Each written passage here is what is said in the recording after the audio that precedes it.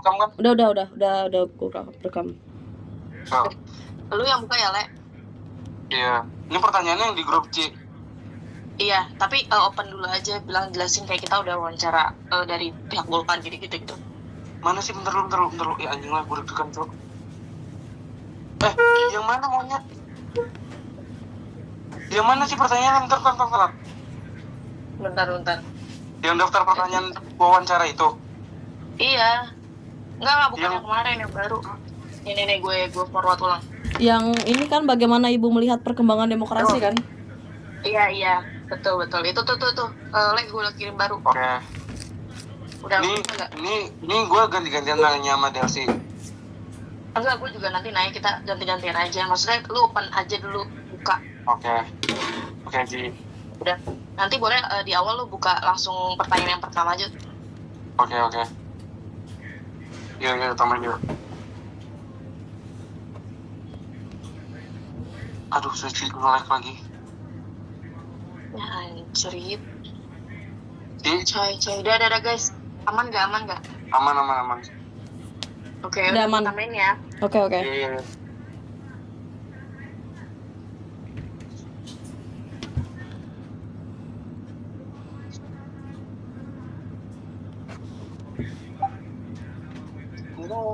Halo. Selamat sore Ibu. Iya. Selamat sore, Ibu. Ini saya lagi benar-benar ini nih, banyak banget kegiatan, jadi udah capean, jadi baru bangun tidur. Iya, Ibu, maaf banget ya Bu, ini kita jadi ngerepotin Ibu lagi sakit, Bu. Gak apa-apa. Ya, semoga saya tahu, Bu. Oke. Gimana? Langsung aja kali ya, Bu? Iya. Boleh, Ale? Oke, Ibu maaf ya, Ibu mengganggu. Siapa aja namanya, coba disebut dulu. Ini ada, yang pertama ada Syarif Ali Husain Farmadi, yang kedua ada Delsi, Ibu, yang ketiga itu ada Suci, yang keempat itu ada Alvin, Ibu. Nah, jadi Bicara siapa ini? gimana, Ibu? Yang ngomong nih Alvin. Ale, Ibu, Ale. Iya, Ale. Oke, kita untuk ngurusin waktu biar kita langsung nanya ke pertanyaan yang pertama aja kali ya, Ibu ya. Oke. Jadi, baik. Untuk pertanyaan pertama ini ditanyakan oleh saya sendiri, Bu, Delsi. Jadi sebagai pembuka pertanyaan aja sih, Bu ya. Jadi kan kita ingin mengetahui ya gimana sih pandangan Ibu terlebih dahulu nih mengenai perkembangan demokrasi di Indonesia. Jadi pertanyaan adalah bagaimana Ibu tuh melihat perkembangan demokrasi Indonesia selama periode 2016 sampai dengan 2026. Itu gimana pandangannya nih? Iya, gimana dong pandangannya ya? Kalau sekarang sebetulnya situasinya kan tidak, kalau dari tadi di awal ya, kalau kita bisa bagi periode demokrasi Indonesia sejak pasca Orde Baru kan ya bisa dibagi mungkin tiga fase lah ya. Kalau dari tadi awal tahun pemilu pertama lah ya, berdasarkan fase pemilu pertama ya, 99, 2004 ya. 99 ini kan masih fase transisi ya, jadi kita nggak bisa sebut itu demokrasi yang sudah utuh gitu. Jadi di transisi 2004 karena kita baru berubah secara fundamental di 2000 setelah 2004 ya, karena undang-undang partai politik, undang-undang pemilu ya, itu mengalami perubahan yang fundamental dari situasi sebelum Orde Baru ya. Jadi dari 2004 kemudian sampai 2009 itu sebetulnya titik awal pembangunan demokrasi elektoral ya, dan demokrasi prosedural yang lebih baik gitu ya, di mana ada perubahan-perubahan katakanlah pendirian partai politik tuh kan lebih bebas ya. Itu kan ciri-ciri utamanya tuh waktu itu. Jadi dari partai politik tidak ada pembatasan jumlah partai sesuai dengan syarat-syarat yang ada ya. Pemilu diikuti oleh partai-partai yang banyak gitu. Nah, kemudian juga kebebasan sipil juga relatif baik ya. Adanya ruang bagi masyarakat sipil, LSM, berbagai isu untuk bisa mempengaruhi proses politik pengambilan keputusan di parlemen ya. makanya lahirlah itu undang-undang yang cukup progresif ya dari 2004 sampai ya pas 2 kali pemilu lah, 2004, 2009, 2014 ya. Banyak undang-undang yang progresif yang dihasilkan ya. Misalnya kalau dari sisi undang-undang dari sisi kepentingan perempuan, misalnya ada undang-undang kekerasan rumah tangga yang panjang, itu bisa difinalkan di situ. Lalu ada ya undang-undang partai, undang-undang pemilu, affirmative action ya.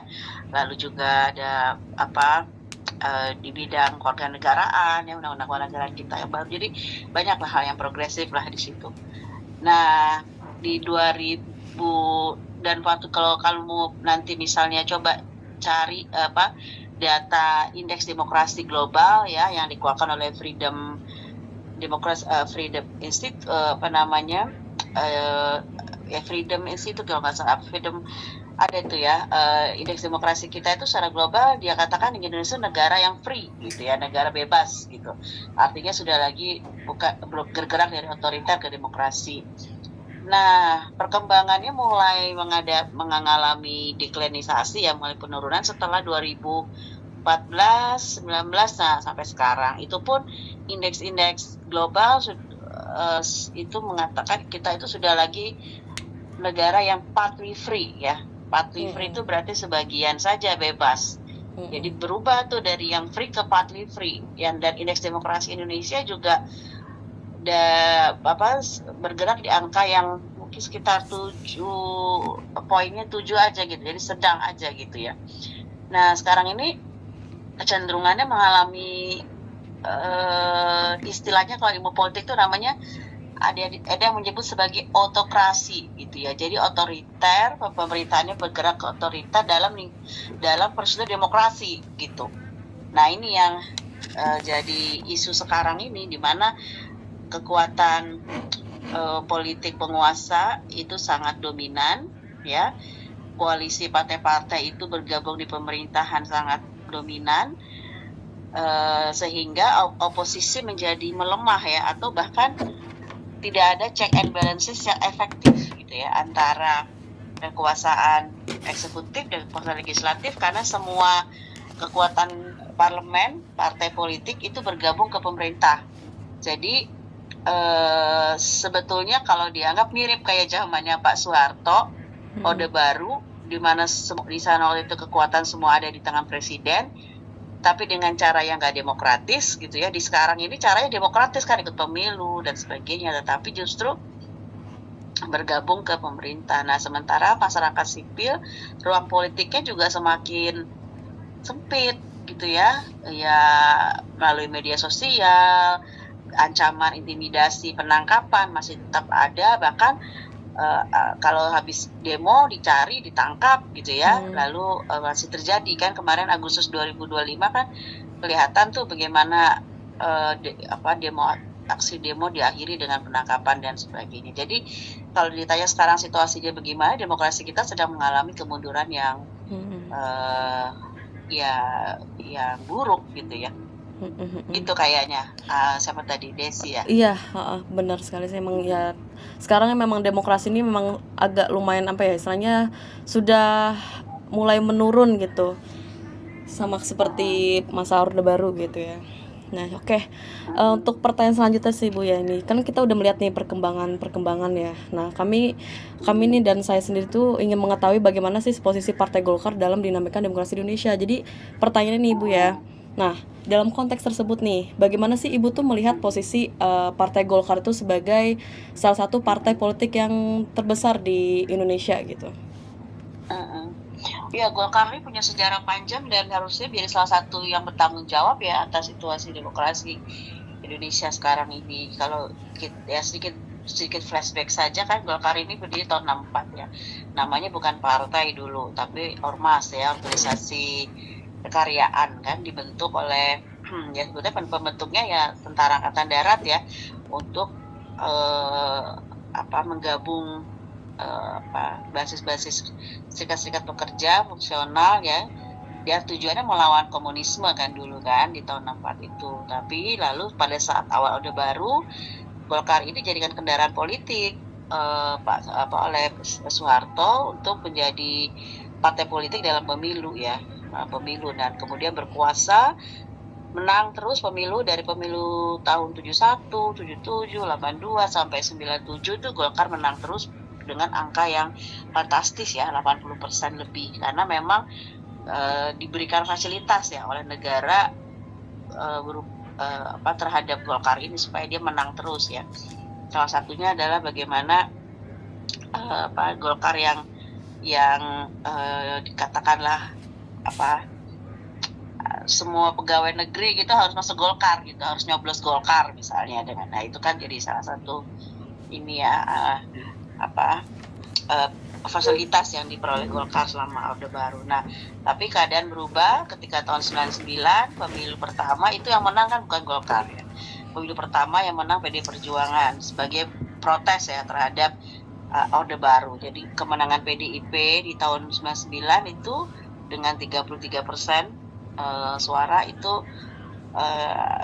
sebenarnya bentuk protes dari masyarakat Indonesia terhadap Orde Baru ya. Nah, barulah di situ Golkar mengalami perubahan fundamental. Dia waktu itu sebenarnya gerakan reformasi, kalau kamu belajar itu melihat sebetulnya pilihannya waktu itu apakah membubarkan partai Golkar. Nah, gitu ya. Dulu formasi kita kan mahasiswa ini waktu itu bergerak tuh, ini kita mau membubarin partai Golkar atau Golkar boleh terus ikut pemilu gitu. Keadaannya kan begitu. Nah, akhirnya Golkar itu bisa melakukan transformasi ya lembaga. Jadi dia mengubah dirinya, paradigma baru waktu itu, tetap ikut pemilu dengan mengubah semua internal gitu ya, tidak lagi bertumpu pada kekuatan ABRI gitu ya, tapi kekuatan sipil, Akbar Tanjung segala dulu jadi tokoh-tokoh Golkar yang kemudian ya Yusuf Kala dan sebagainya. Nah, jadi di situ ya akhirnya Golkar tetap ikut pemilu, namun suaranya tidak lagi yang diperoleh tidak lagi sedominan Orde Baru. Jadi kamu bayangkan Orde Baru dia menang 80%, pemilu pertama 99 itu mungkin hanya 20%, dan sampai hari ini Golkar suaranya hanya ada di kurang lebih 18% ya. Jadi secara kekuatan elektoral juga memang mengalami kemerosotan yang luar biasa.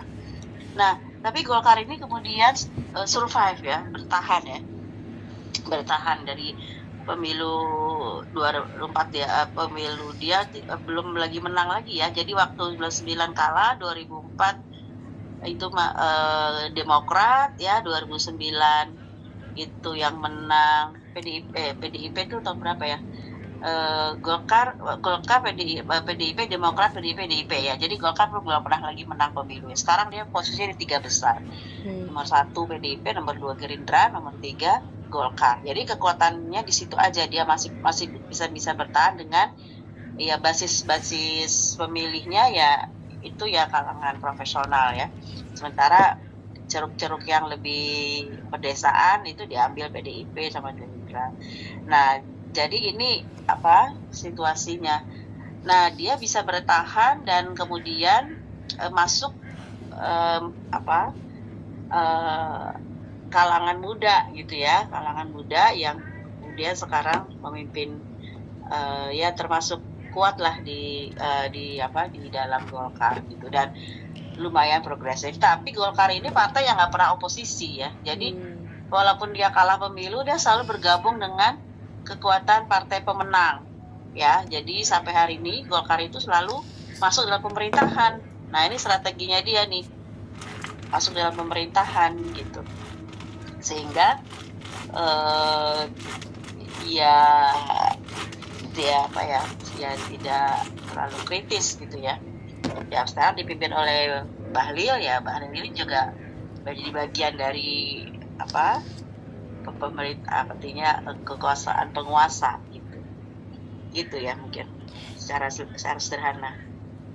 Oke, baik Bu. Jadi Oke, berkaitan dengan posisi nih Bu ya. Jadi saya ingin bertanya juga nih masalah kontribusi Partai Golkar. Mungkin pertanyaannya akan saya lemparkan kepada Ale ya, karena Ale ingin bertanya nih tentang kontribusi Partai Golkar terhadap demokrasi.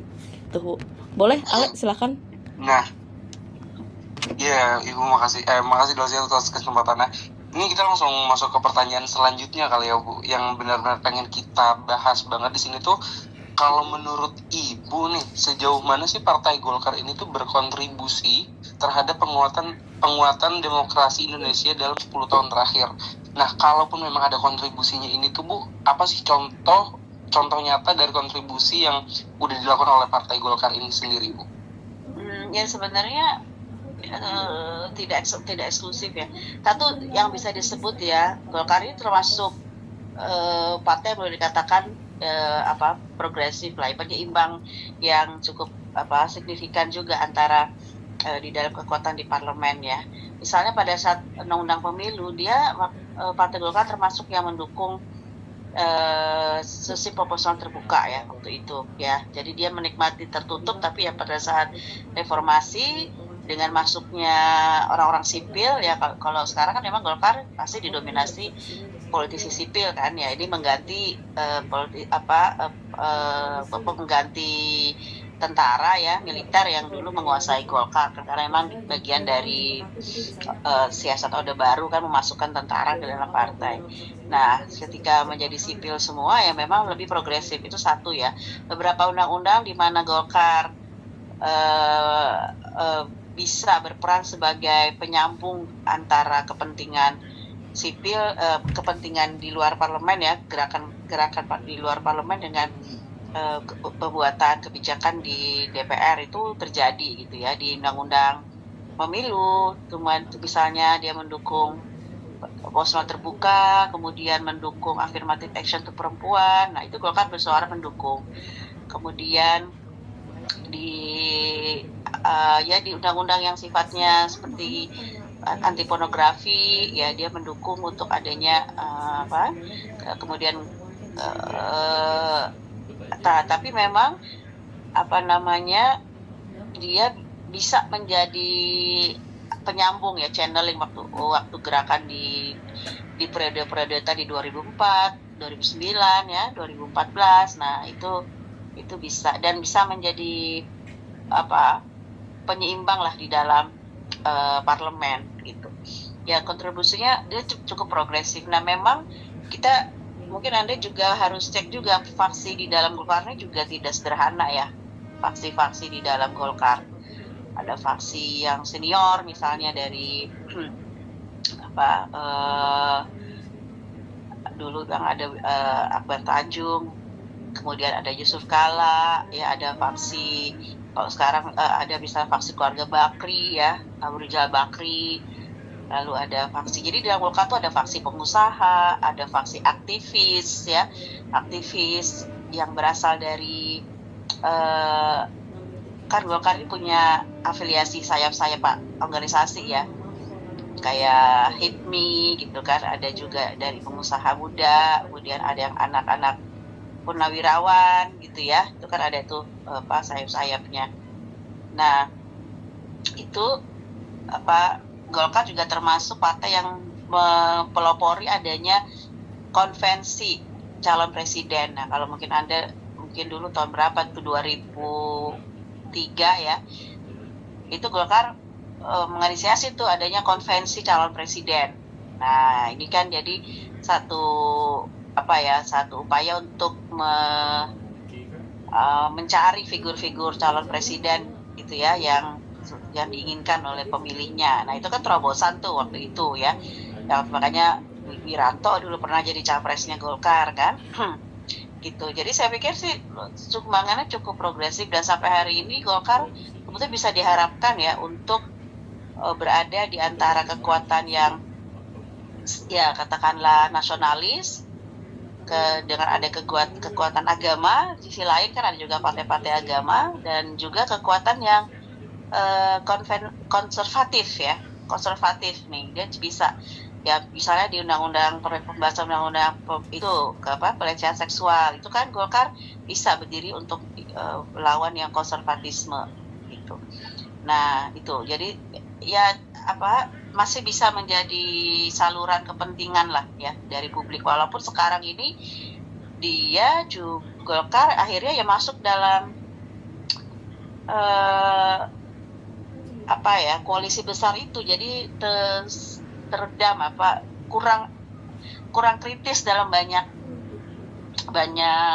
isu ya, seperti EBG hampir nggak bersuara ya, soal tambang nggak bersuara juga ya, karena jadi ya begitu situasinya. Itu Ale tadi. Oke, baik Ibu. Nah, tapi kan kita juga pengen ngeliat nih Bu dari sisi yang mungkin masih belum optimal gitu. Nah, kalau menurut Ibu sendiri nih, apakah masih terdapat aspek yang menunjukkan bahwa peran Golkar ini tuh masih belum optimal dalam memperkuat demokrasi? Nah, kalaupun memang masih, itu mengapa Bu? Ya nggak cuma Golkar, semua partai sekarang udah tiarap ya, kalau mau dibilang ya. Bukan tidak ada, artinya ya memilih untuk lebih mendahulukan kepentingan pragmatis mereka gitu. Nah, Golkar ini kan partai yang sebenarnya cair ya, ideologinya platformnya itu platform yang tidak seperti PDI Perjuangan. Itu kan memang dia nasionalis, akarnya panjang, bagi ideologi nasionalis yang dia pegang. Kemudian dia kalau mau lihat akarnya dari secara historis kan dari partai Bung Karno ya, PNI, lalu PDI, PDIP ya, itu akar rumput di basis di akar rumputnya itu kuat gitu ya, makanya dia masih bisa memenangkan pemilu sampai hari ini ya. Nah, Golkar ini kan partai urban, cair ya, ideologinya ya sebetulnya lebih pada fungsional gitu ya, jadi nggak berakar ke nasionalis, sosialis ya, tapi ya umum gitu ya. Nah, ini yang membuat memang posisi Golkar itu menjadi partai yang sangat terbuka ya, yang pecah menjadi Nasdem, Gerindra, Hanura, itu kan pecahannya Golkar semua ya. Ya tadi saya bilang faksi-faksi Golkar itu bahkan berujung pada terbentuknya partai baru. Jadi Golkar ini menghasilkan partai baru, Hanura, Gerindra, dan Nasdem. Itu kan dulu sama tuh, Surya Paloh, Wiranto, dan Prabowo itu kan semuanya orang Golkar. Nah, ini menunjukkan partai ini sangat terbuka ya, keluar terbuka, beda dengan PDI Perjuangan itu hampir tidak itu lebih disiplin gitu ya. Nah, jadi ini kalau tadi pertanyaannya bagaimana kontribusinya ya sekarang partai-partai ini lebih nggak ada yang menonjol gitu ya, diam semua. Mana partai yang oposisi sekarang nggak ada gitu ya. Bahkan Golkar pun juga akhirnya masuk dalam kekuasaan, iya mau nggak mau ya dia mengikuti pendukung ya program Prabowo itu, apalagi dia ketua umumnya jadi menteri juga, ya udah gitu ya.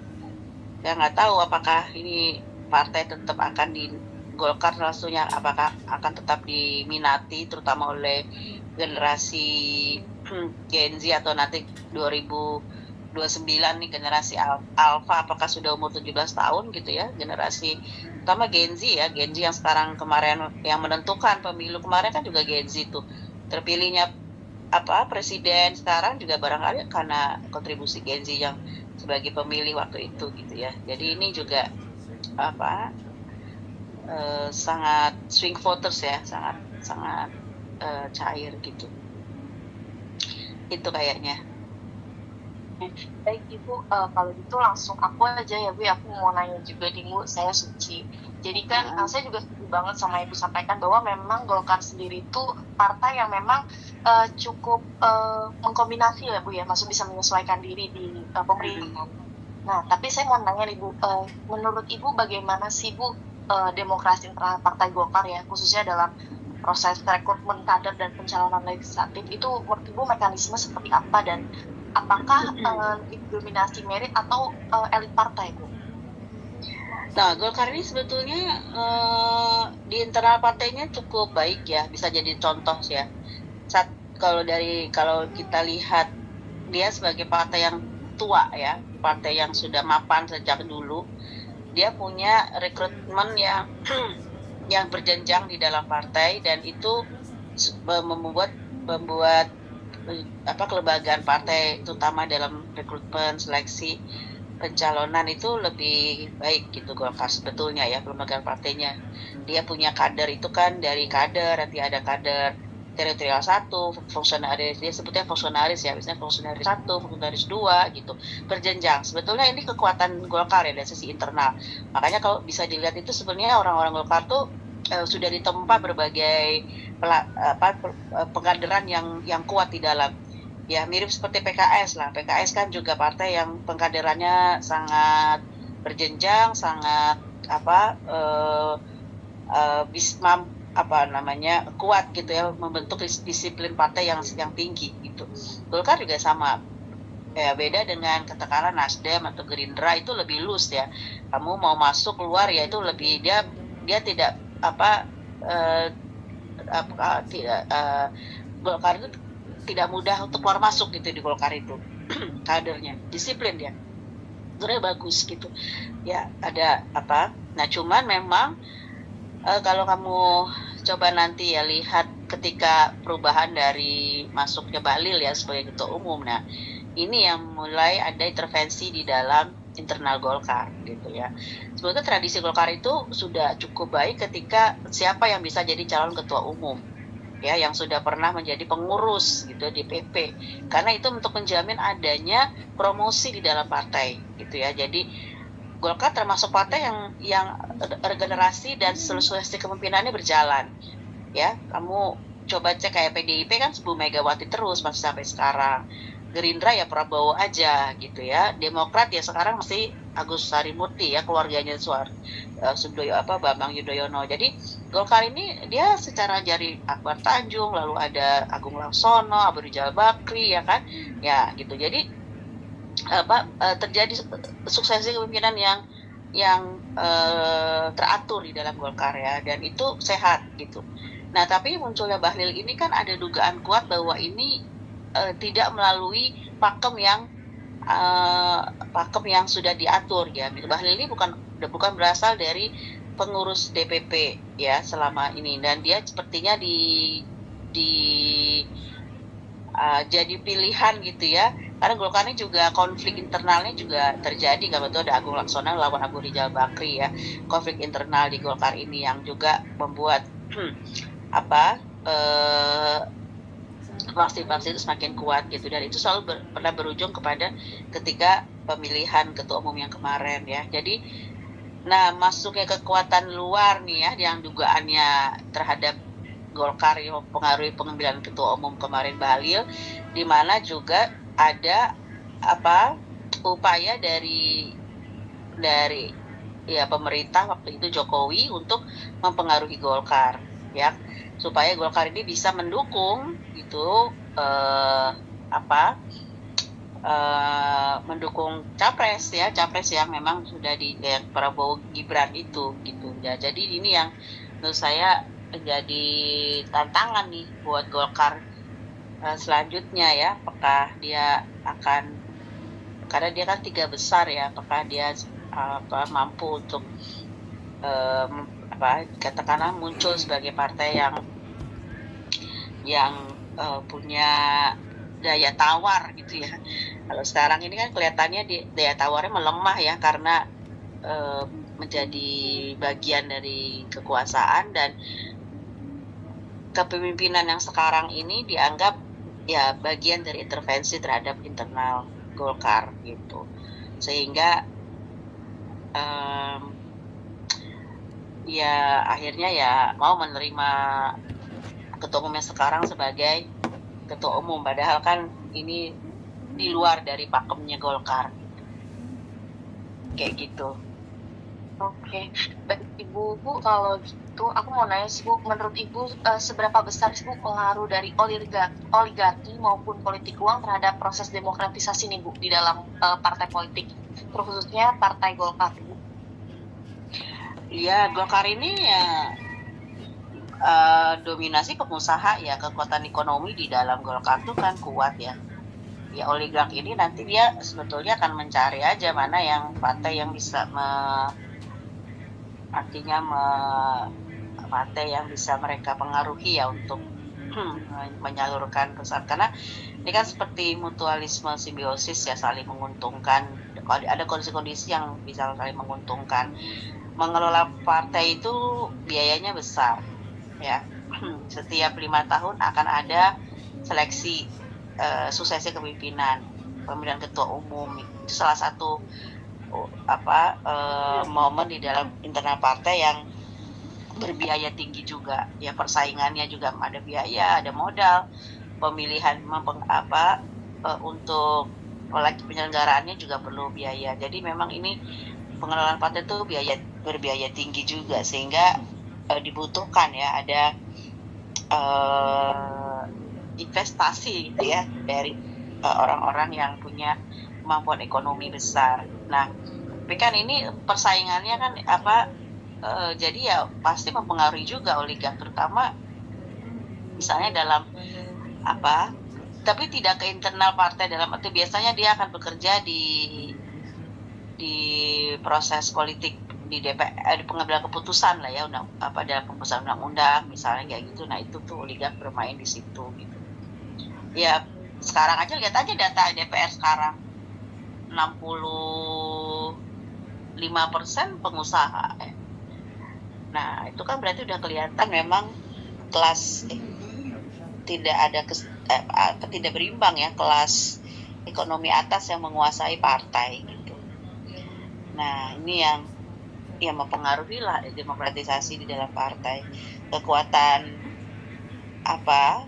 dan juga kekerabatan kan, bukan cuma pengusaha tapi juga kekerabatan ya. Elit-elit politik itu ya sekarang kan banyak orang muda di dalam Golkar yang juga punya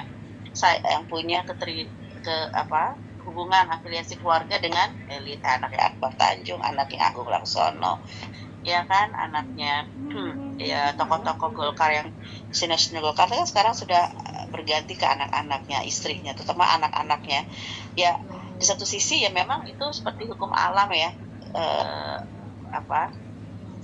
mereka akan meneruskan kekuasaan dari keluarganya dulu gitu, supaya menjamin adanya keberlangsungan sumber daya kekuasaan itu tetap ada gitu.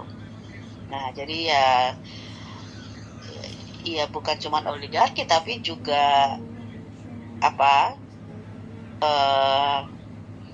kekerabatan juga ya, yang membuat partai ini juga nanti dikuasai keluarga juga gitu. Iya gitu kayaknya. Siapa tadi yang bertanya? Suci, baik Bu. Terima kasih. Delsi mau ada tanya lagi, Delsi? Kalau dari saya sendiri sih cukup sih. Mungkin dari Sucinya mungkin atau dari Alenya boleh untuk melanjutkan pertanyaan mungkin. Oke, ini topiknya apa, judulnya, penelitiannya? Judulnya ini Bu, peran Partai Golkar dalam demokratisasi Indonesia periode 2016 sampai 2026. Oh, kenapa startnya di 2016? Iya Bu, karena memang diminta dari dosennya kita ambil 10 tahun terakhir Bu. Oh, 10 tahun. Iya. Oke. Boleh Alex? Bisa langsung saya lanjutin mungkin ya Bu ya, untuk pertanyaan selanjutnya. Mungkin ada beberapa pertanyaan lagi yang pengen kami pertanyakan nih Bu. Salah satunya adalah kalau menurut Ibu nih, bagaimana Ibu nih melihat peran dari Partai Golkar dalam menguatkan partisipasi politik masyarakat, khususnya sama generasi muda nih Bu? Ya, Golkar termasuk partai yang bisa melakukan engagement ya dengan kelompok muda. Kalau dilihat dia punya sayap itu Angkatan Muda Partai Golkar ya, AMPG kok AMPI. Angkatan Muda Partai Golkar. Terus yang untuk perempuan juga ada sayap perempuan seperti Kesatuan Gerak Perempuan Partai Golkar, itu juga di dalamnya ada yang muda-muda itu disebut dengan Yellow Sister kalau nggak salah ya. Iya, termasuk ini, makanya kalau dilihat ke pengurusan Partai Golkar itu sebetulnya usianya juga relatif masih 40-50 ya, artinya di usia-usia seperti itu. Ya di anggota DPR Partai Golkar juga yang berusia 20-30 juga ada ya, jumlahnya cukup lah gitu ya, walaupun masih didominasi oleh 50 tahun ke atas ya. Ini kan memang gambarannya yang bisa masuk partai dan bertahan lama itu kan di atas usia 45-50 ya. Nah, jadi untuk program-program partai engagement ke kalangan muda, itu Golkar relatif baik ya. Mungkin perbandingannya bisa seperti PKS ya, dulu tuh PSI gitu ya. Nah, sekarang juga Golkar relatif baik. Jadi coba aja nanti kamu cek tuh di kepengurusan itu, usia pengurus Partai Golkar tuh ya relatif di usia ada di usia 30-40-an gitu ya. Jadi orang cukup membuka akses pada kaum muda. Tapi memang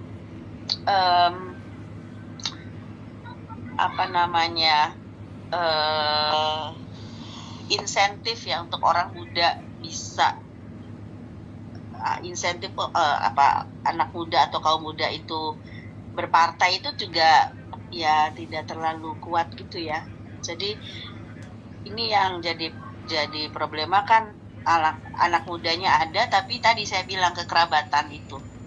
Jadi sudah jadi, misalnya ya kalau kamu tahu misalnya anggota DPR Golkar itu kan sekarang beberapa ada anak-anaknya dari anggota DPR yang sebelumnya gitu ya. Nah, itu memang jadi kelompok mudanya memang ada, jumlahnya cukup signifikan ya, tapi sebagiannya didorong oleh kekerabatan gitu. Dan ini juga terjadi di partai-partai lain ya. Nah, karena apa? Karena insentif orang muda masuk partai ini kan, apa sih untungnya saya berpartai gitu ya. Partai juga tidak banyak bicara tentang kepentingan anak muda. Isu-isu anak muda ini kan sekarang misalnya isu apa? Isu energi, isu lingkungan, isu perubahan iklim. Nah, itu buat anak isu apa istilahnya ekonomi ya, pekerjaan mereka ini sekarang nanti kerjanya gimana sih gitu. Itu tidak banyak dibicarakan oleh partai politik gitu ya. Ini kalau nanti saya berusia misalnya sekarang anak muda usia 20-an, ini kalau saya masuk usia lansia, iklimnya gimana sih, lingkungan hidupnya gimana sih, gimana saya hidup. Nah, itu nggak dipikirkan sama partai politik tuh. Jadi anak muda ya insentifnya untuk partai politik itu belum clear gitu. Nah, ini yang terjadi sih sebenarnya gitu. Dapat tadi. Baik. Ya. Nah, mungkin langsung ke pertanyaan selanjutnya nih Bu. Kalau menurut Ibu, bagaimana sih penilaian Ibu terhadap transparansi dan akuntabilitas Partai Golkar dalam proses pengambilan keputusan di politik nih Bu? Ya, ini gejala yang internal partai yang nggak ada dan nggak bisa kita lihat ya. Ya sebetulnya misalnya apa dalam hal penentuan koalisi misalnya, yaitu kan domainnya udah elit ya, bagaimana elit partai mengambil keputusan tentang kenapa sih Golkar harus berkoalisi sama ini, kenapa sih Golkar mendukung ini dalam capres gitu kan. Itu kan nggak ada ya. Kemarin misalnya di pilkada DKI misalnya ya, Golkar hanya bergabung dengan Gerindra misalnya, mendukung Ridwan Kamil gitu. Kenapa dia mendukung Ridwan Kamil? Kenapa nggak mendukung bikin ini sendiri misalnya, kader Golkar sendiri yang dijadikan calon gubernur ya. Jadi keputusan-keputusan itu keputusan elitis ya, nyaris kita tidak terbuka ya, tidak terbuka. Kenapa mendukung seorang calon tertentu gitu kan. Misalnya ini Golkar kadernya banyak sekali, kenapa masih mendukung Prabowo kemarin? Kenapa nggak dukung bikin sendiri gitu ya, koalisi sendiri gitu. Nah, ini kan juga nggak ada penjelasannya gitu. Jadi sebetulnya kecenderungan untuk mekanisme pengambilan keputusan internal partai itu memang tertutup ya, umumnya tertutup gitu. Nah, ini yang mau tidak tidak ada artinya mekanisme apa bagi publik ya, kecuali kalau dulu misalnya Golkar bikin konvensi untuk menjaring nama-nama capres dan kemudian ada pemilihan internal yang terbuka. Nah itu baru bisa terbuka. Setelah itu kan nggak ada. Semua partai ketika menentukan pencalonan mendukung si ini si dan sebagainya tidak pernah proses terbuka gitu, dan tidak berdasarkan juga pada keinginan anggota partainya. Ya jadi bahkan ya sangat elitis lah ya, dipengaruhi oleh elitnya mereka saja gitu. Nah itu yang termasuk dalam pencalonan misalnya ya. Kalau dalam pencalonan kan memang yang menentukan kan ya panitia yang dibentuk kan untuk melakukan scoring ya, seleksi scoring, dan kemudian ditentukan nih siapa nomor 1, dapil di mana gitu kan. Ya itu ditentukan sendiri di dalam gitu. Apakah misalnya calon, kenapa sih dia nomor 1, kenapa bukannya ini yang itu. Nah itu kan pertimbangannya ada sih, mungkin pertimbangan yang sifatnya merit system ya, tapi pada akhirnya penetapannya kan tidak selalu merit system, tapi juga ada hal lain gitu. Misalnya ini berbasis pada latar belakang faksinya siapa, ini modalnya berapa gitu ya. Itu yang banyak mempengaruhi penentuan caleg dan termasuk penentuan capres atau pilkada ya, dalam pilkada gitu.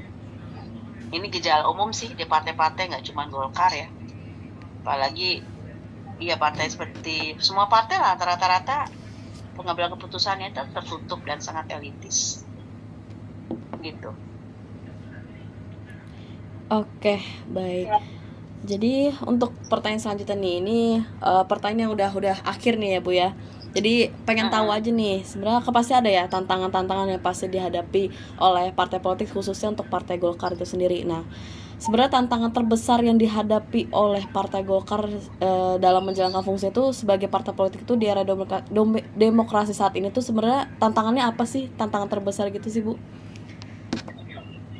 Ya, yang jelas ya tantangan yang paling besar bagi partai sekarang ya, bagi partai adalah bisa bertahan terus ya, bertahan dalam kompetisi, bertahan dalam kekuasaan itu tantangan mereka. Kalau diketahui kan memang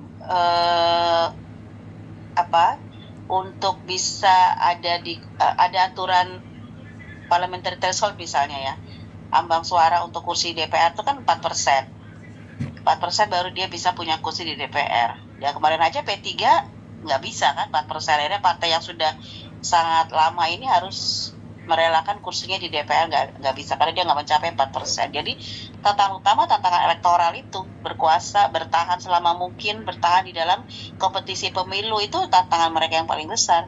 Karena dalam kompetisi pemilu dalam sistem multipartai kita ini kan partai kita banyak. Sekarang ada 8 partai di DPR, belum lagi partai-partai baru yang akan terus ada muncul. Ya, jadi kompetisi partai itu tidak mudah ya dalam multipartai kita yang kompleks. Kita multipartainya kan banyak nih partai kita, nggak cukup itu tantangan buat terutama ya buat partai politik, ada tantangan elektoral. Dan karena di situ ada juga kemudian kedua soal keuangan partai, keuangan politik. Ya, partai di Indonesia tuh mahal karena dia nasional sifatnya. Ya, dia harus bisa merawat seluruh jaringan sampai kabupaten kota, 500 lebih struktur partai di tingkat daerah. Ya, supaya bisa ikut pemilu terus-terusan, ya mereka harus tetap hidup ya, tetap ada gitu. Nah, jadi perlu pembiayaan yang besar untuk mengelola partai, jadi keuangan partai. Sementara pendanaan dari negara kan berdasarkan suara ya, dan itu juga nggak cukup. Misalnya satu suara Rp1.000, Pak Golkar tuh dapat berapa? Katakan gue dapat 15 juta suara, 15 juta kali Rp1.000 setiap tahun. Ya, berapa tuh? Berapa miliar ya? 1 miliar misalnya. Nah, itu untuk apa? Kurang. Coba dilihat, mungkin nanti coba cari penelitian KPK, itu pernah meneliti tuh. Berapa sih dana yang dibutuhkan untuk partai itu? Setahun tuh berapa? Apakah 1M itu cukup untuk mengelola partai setahun? Nggak cukup. Ya. Nah, jadi pendanaan itu mereka juga membutuhkan pendanaan dari non-negara. ya, karena itu kan dana APBN. Nah, untuk dana APBN itu kan perlu mereka harus punya kinerja suara dulu. Nah, itu kalau nggak ada dana APBN kurang, ya harus ada dana dari APBN. Nah, dari mana dana APBN itu? Satu dari anggota iuran anggotanya berapa? Nah, yang kemudian juga sokongan dari tadi dana-dana donasi itu. Donasi dari mana? Ya pengusaha, oligak lagi gitu. Jadi itu tantangan kedua ya. Keuangan ini berat banget sih memang, karena kita berlakunya partai nasional. Ya, lalu yang ketiga ya tantangan menjaga konstituensi ya. Kalau dilihat sekarang ada ya semacam jarak antara partai dengan pemilihnya. Kamu coba cek deh hasil pemenang pemilu dari 99 sampai 2024 pemilu, itu perolehan suara pemenang pemilu itu merosot terus. Ini PDIP menang tuh suaranya cuma berapa? 20%, dikit. Gerindra nomor 2 berapa? 18. Apa PDIP 18 ya? 18, bahkan nggak sampai 20% loh pemenang pemilu itu. Bayangkan itu. Jadi tantangan terbesar adalah juga pemilihnya ini, ya. Jadi pemilih yang semakin tidak ideologis ya, pemilih yang swing votersnya tinggi, terutama anak muda swing voters kan sangat kuat gitu. Sekarang milih ini, nanti pemilu ke depan milih partai yang lain, nggak ada ikatan yang kuat bahwa dalam pemilu itu saya akan memilih partai Golkar terus, nggak. Ya sekarang Golkar, besok milih partai lain, besok lagi milih partai lain lagi, gitu. Jadi itu tantangan juga menjaga konstituensi itu, karena pemilih nggak lagi memilih berdasarkan ideologi, tapi sangat tergantung pada apa yang dikerjakan oleh partai dan seberapa relate gitu, saya dengan partai gitu. Apalagi anak muda, isu-isunya kalau nggak cocok sama dia ya dia nggak milih, gitu kan. Jadi sementara pemilih pemula ini sekarang udah 40%, pemilih muda itu udah 40%. Ya, jadi kontribusi mereka untuk mendorong untuk ada pemilih partai itu sangat tinggi gitu. Jadi tadi tuh 3 hal itu sudah ya, dari sisi memenuhi threshold itu, kemudian pelembagaan untuk pendanaan, dan juga keterputusan relasi dengan konstituen, dengan pemilih itu karena juga tidak lagi ideologis kan gitu. Itu membebani partai juga. Yang kemudian berikutnya ya sekarang di era AI ya, di era media sosial nih, gimana partai harus juga bisa bertransformasi, inovasi dibutuhkan sekali untuk partai. Tantangan inovasi, kamu coba nanti saya usul di dalam penelitian ini, kamu bandingkan tuh Instagramnya partai-partai misalnya ya, medsos Instagram atau X gitu. Kadang-kadang di Instagram lah ya, Twitter gitu, X gitu, yang banyak sekarang dilihat orang tuh apa sih? Instagramnya partai-partai tuh isinya apa? Website mereka gimana? Tertarik ya orang lihat website terus kemudian ingin daftar partai itu, gitu kan? Ya, tapi nanti coba cek Instagramnya partai Golkar bandingkan dengan Instagram partai-partai lain, mana yang menarik anak muda? Algoritmanya masuk nggak gitu ya? Kita buka Instagram terus masuk nggak algoritma partai gitu kan? Enggak, karena partai nggak membahas isu-isu terkini. Coba partai membahas isu terkini, mungkin algoritmanya pasti akan masuk ke ini kita gitu, anak muda. Misalnya ngebahas tentang yang ramai dibicarakan sama anak muda, dia bahas dong, jadi masuk algoritmanya kan gitu. Ini kan tantangan juga itu soal bagaimana partai memainkan media sosial itu. Inovasi, jadi 4 itu adalah tantangan inovasi partai dalam mendekati segmen-segmen pemilih yang semakin terfragmentasi. Sangat terfragmentasi pemilih kita ini. Dia mau menyasar mana? Gitu. Nah, termasuk kalian yang sekarang anak muda mahasiswa ini mau kemana? Kalau ditanya mahasiswa saya, tertarik masuk partai politik? Jawabannya enggak. Lah, kalau nggak tertarik siapa dong yang masuk partai? Gitu kan? kenapa nggak tertarik masuk partai? Ya itu, apa sih yang bisa saya kerjakan? Pertanyaannya selalu sama, apa sih yang dikerjakan oleh partai? Kalau saya masuk partai, saya bikin apa? Ngerjain apa saya di dalam partai itu? Nah itu, jadi ya itu kesimpulannya ya, tantangannya masih sangat berat. Nah, belum lagi tadi sebagai demokrasi. Kalau belajar teori politik, partai itu salah satu institusi yang paling tidak demokratis sebetulnya, karena sangat sentralistik. Kekuasaan di partai itu sentralistik, gitu, terpusat semua di atas. Yang di bawah ini jadi sifatnya ke atas semua. Jadi partai itu institusi demokrasi, sarana demokrasi, tapi pengelolaannya sentralistik. Nah, itu sebetulnya. Ya, jadi jangan bayangkan di partai itu ada suasana yang egaliter gitu. Nggak selalu. Itu senior, junior, itu terjadi di dalam partai politik. Gitu. Itu ya, kayaknya kesimpulannya ya. Oh, Oke, Ibu. belum. Nah, kita mau nanya, kalau menurut Ibu nih, maksudnya dari pandangan Ibu untuk mungkin bisa memberi nasihat atau masukan untuk generasi muda nih, Bu. Apa sih pesan-pesan Ibu untuk generasi muda ini yang mungkin ingin berpartisipasi gitu tuh, Bu, dalam politik dan demokrasi Indonesia, Ibu? Ya sekarang ruangnya kan ada nih. Pilihan-pilihan ruangnya aja jelas ya, partai politik itu harus direformasi terus menerus ya. Kita mendukung partai dengan cara mengkritisi partai, tapi kalau partainya tidak hidup juga merugikan gitu. Kita juga rugi kalau partainya ini tenggelam, tidak punya, karena ya semua keputusan di dalam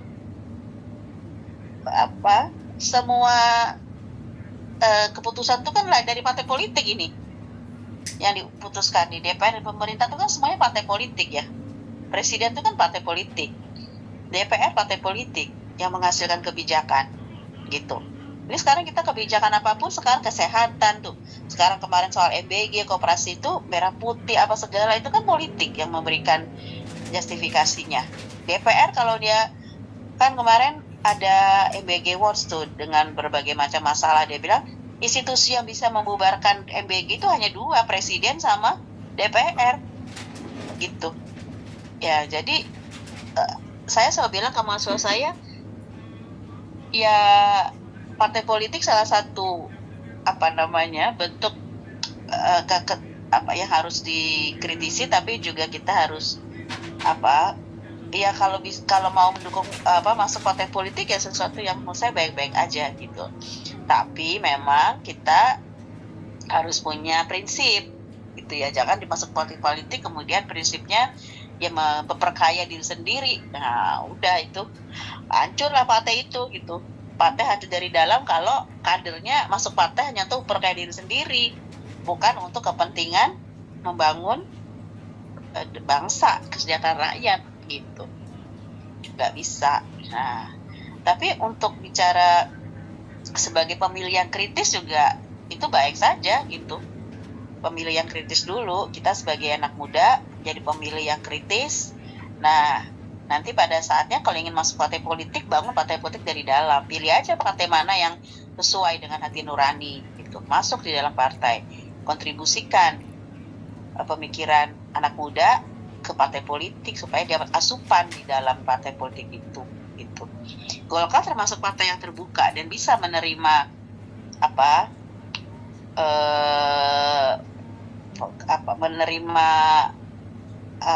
pendapat ya, termasuk partai terbuka sih. Ada banyak teman saya juga di Golkar juga awalnya kan dari aktivis juga masuk gitu di sana. Baik saja gitu. Nggak silahkan berkiprah di dalam partai, tapi jangan memperkaya diri sendiri melalui partai politik gitu. Nah itu aja. Sekarang kalau ketika bayar partai sendiri ya udah, nanti taruhannya ya menggunakan partai untuk dapat proyek-proyek supaya bisa menghasilkan uang untuk diri sendiri. Nah ini yang jadi repot gitu. Itu ya itu aja deh kayaknya ya. Baik Ibu, Cukup ya, mudah-mudahan ya. Iya Ibu, terima kasih atas kemarin waktu dan wawancara kesempatan. siapa di Golkar? kemarin kita wawancara Pak Laras, Bu. Beliau itu selaku wakil sekretaris DPD Partai Golkar di DKI Jakarta, Bu. Nggak ke DPP ya. Iya. Heeh. Oke, baik Ibu. Ya, Mungkin udah ya ya. penutupan. Iya Ibu. Ya udah, Ibu izinnya saya tutup. Ibu terima kasih banyak ya Bu atas kesempatan dan waktunya.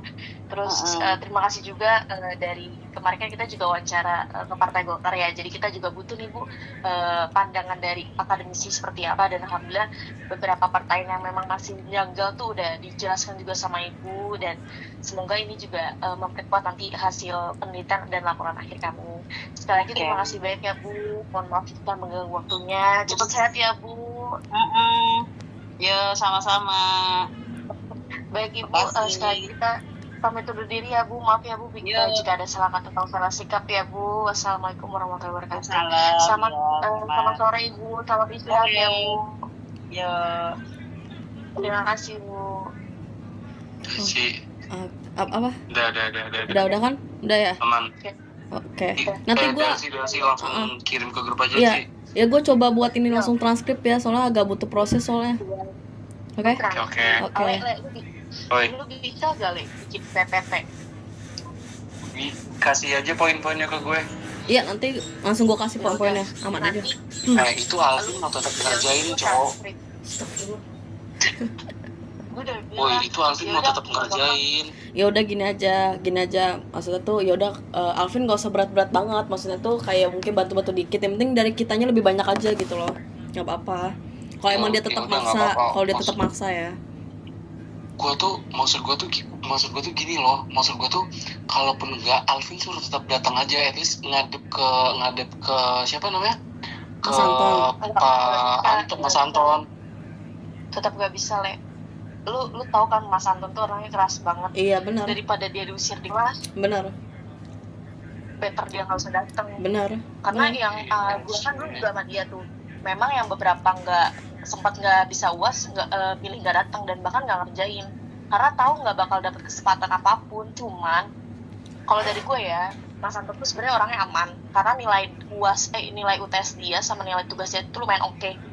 Jadi kemungkinan Alvin nggak akan ngulang kok. Cuman ya itu nilai dia mungkin kecil aja. Iya sih. Iya. Ya udah. Jadi gimana nih gua apa Alvin yang ngerjain? Lu aja lu jaga-jaga. Lu bilang aja nanti PPT-nya dari lu bilangnya ke Alvin. Terus kalau misalnya Alvin mau tetap kerjain gimana? Iya tadi gue bilang, maksudnya ya udah nggak apa-apa. Gak apa-apa. Nanti laporan gue yang bikin ya. Kirim poin-poinnya ya Ci. Apa yang mau dibahas ya Ci? Aman. Nanti gue kirim transkrip sama poin-poinnya, ntar gue kirim. Ya udah. Oke. Secepatnya aja. Tapi butuh proses ya. Semoga malam agak-agak malam ini dah langsung gue kirim. Di grup iya, ya. Di grup. Poin-poinnya kabarin ke grup juga. Aman. Del. Aman. Yo. Oke. Thank you teman-teman. Bye. Bye.